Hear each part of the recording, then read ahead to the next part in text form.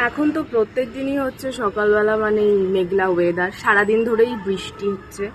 যাই হোক, সকালবেলা আমি ঘুম থেকে উঠে একদম স্নান করে নিয়েছি, আর এখন যাব রান্নাঘরে। আজকে কি রান্না করছি সেটাই দেখাবো।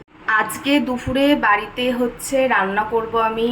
এই যে এখানে আছে হচ্ছে পাবদা মাছ, ডিমালা পাবদা মাছ। এই পাবদা মাছ হবে, আর ডাল হয়েছে, ডালের সঙ্গে এই যে পটল ভাজবো।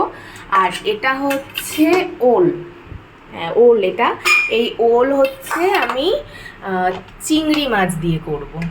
এই যে